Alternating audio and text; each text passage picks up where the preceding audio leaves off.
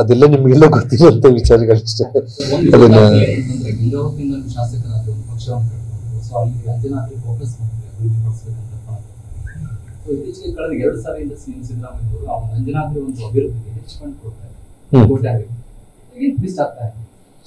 ಹಾಗೇನಿಲ್ಲ. ನಾವು ಏನಂತಂದ್ರೆ ನಾವು ನೋಡೋ ದೃಷ್ಟಿಯಿಂದ ಅಂದ್ರೆ ನನ್ಗೆ ಅರ್ಥ ಆಗುತ್ತೆ ನೀವು ಯಾವ ಉದ್ದೇಶ ಇಟ್ಕೊಂಡು ಪಾಯಿಂಟ್ ಕೇಳ್ತಾ ಇದ್ದೀರಿ ಅಂತ ಹೇಳಿ, ಹಾಗಂತಲ್ಲ. ಬಟ್ ಅವರು ಯಾವತ್ತೂ ಕೂಡ ನನ್ನ ಜೊತೆಯಲ್ಲಿ ಯಾರು ಕೂಡ ರಾಜಕೀಯ ವಿಚಾರಗಳು ಮಾತಾಡಲ್ಲ. ಯಾಕಂದ್ರೆ ಜನಾರ್ದನ್ ರೆಡ್ಡಿನೇ. ಸೊ ಹಾಗಾಗಿ ಯಾವತ್ತೂ ಕೂಡ ಅಭಿವೃದ್ಧಿ ವಿಚಾರಗಳಲ್ಲಿ ನಾನು ಹೋಗಿ ಏನೇ ಪ್ರಸ್ತಾಪ ಸಲ್ಲಿಸಿದಾಗ ಅದಕ್ಕೆ ಅವರು ಸಂಪೂರ್ಣ ಸಹಕಾರ ಕೊಡ್ತಾ ಇದ್ದಾರೆ. ಹಾಗಂತಲ್ಲ, ಇವತ್ತು ಅಂಜನಾದ್ರಿ ಅನ್ನುವಂಥ ವಿಚಾರ ಬಂದು ಇಡೀ ದೇಶದ ಗಮನ ಸೆಳೆಯುವಂತ ಒಂದು ಪುಣ್ಯಕ್ಷೇತ್ರ ಆಗಿದೆ.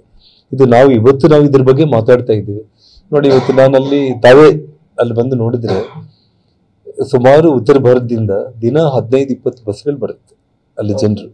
ಅಂದ್ರೆ ಇವತ್ತು ಏನು ಒಂದು ಶಿವಪುರಾಣ ಓದಿರ್ಬೋದು, ರಾಮಾಯಣ ಓದಿರ್ಬೋದು. ಇವತ್ತು ರಾಮಾಯಣದಲ್ಲಿ ಅವ್ರೇನು ಅಲ್ಲೆಲ್ಲ ಪಠಣ ಮಾಡ್ಕೊಂತಾರೆ ಗ್ರಾಮಗಳಲ್ಲಿ. ಅಲ್ಲಿ ಆ ಗ್ರಾಮಗಳಲ್ಲಿ ಅವರು ಪಠಣ ಮಾಡುವಂತ ಸಂದರ್ಭದಲ್ಲಿ ರಾಮಾಯಣದಲ್ಲಿ ಇವಾಗ ಮಾಲ್ಯವಂತ ಅಂತ ಬರುತ್ತೆ, ಋಷಿಮುಖ ಪರ್ವತ ಅಂತ ಬರುತ್ತೆ, ಮಾತಂಗ ಪರ್ವತ ಅಂತ ಬರುತ್ತೆ, ಅಂಜನಾದ್ರಿ ಬರುತ್ತೆ, ಪಂಪ ಸರೋವರ ಬರುತ್ತೆ. ಅಂದ್ರೆ ಇವೆಲ್ಲ ಅವರು ಓದಿದಾಗ ನಾವು ಅಲ್ಲಿಗೆ ಹೋಗ್ಬೇಕು, ಆ ನೆಲದಲ್ಲಿ ಆ ಪಂಪ ಸರೋವರದ ನೀರನ್ನ ತಲೆ ಮೇಲೆ ಹಾಕೋಬೇಕು ಅನ್ನುವಂತ ಒಂದು ವಿಚಾರ ಜನರಲ್ಲಿ ಹೆಚ್ಚಾಗಿ ಜಾಗೃತಿ ಆಗ್ತಾ ಇದೆ. ಅದರಲ್ಲೂ ವಿಶೇಷವಾಗಿ ಇವತ್ತು ಅಯೋಧ್ಯೆಯಲ್ಲಿ ರಾಮ ಮಂದಿರ ನಿರ್ಮಾಣ ಆದ್ಮೇಲೆ, ರಾಮನ ದರ್ಶನ ಆದ್ಮೇಲೆ ಹನುಮನ ದರ್ಶನ ಮಾಡ್ಬೇಕು ಅನ್ನುವಂಥ ಒಂದು ಭಾವನೆಗಳು ಜನರಲ್ಲಿ ಇವತ್ತು ಪ್ರಚಾರ ಈ ಸೋಷಿಯಲ್ ಮೀಡಿಯಾ ಆಗಿರ್ಬೋದು, ವಿಶೇಷವಾಗಿ ತಮ್ಮ ಮೂಲಕ ಮಾಧ್ಯಮದ, ವಿಶೇಷವಾಗಿ ಎಲೆಕ್ಟ್ರಾನಿಕ್ ಮೀಡಿಯಾ, ಪ್ರಿಂಟ್ ಮೀಡಿಯಾ, ತಮ್ಮ ಮೂಲಕ ಇಡೀ ಜಗತ್ತಿಗೆ ಗೊತ್ತಾಗ್ತಾ ಇದೆ. ಸೊ ಹಾಗಾಗಿ ಬರ್ತಾ ಕೂಡ ನಾನು ಒಂದ್ ಮಾತನ್ನ, ಇವತ್ತು ನಾವೇನ್ ಚಿಕ್ಕಂದಿನಿಂದ ನಾವು ನಮ್ಮ ಹಿರಿಯರು ಹೇಳೋ ಪ್ರಕಾರ ಕಲಿಯುಗದ ಪ್ರತ್ಯಕ್ಷ ದೈವ ಅಂತಂದ್ರೆ ಅದು ಸಾಕ್ಷಾತ್ ಹನುಮಂತ. ಹಾಗಾಗಿ ಹನುಮಂತನ ಪ್ರಭಾವ ಕಲಿಯುಗದಲ್ಲಿ ದಿನಗಳಿಗೆ ಕಳೆದಂಗೆ ಅವ್ರ ಪ್ರಭಾವ ಕೂಡ ಇನ್ನು ಹೆಚ್ಚಾಗುತ್ತೆ.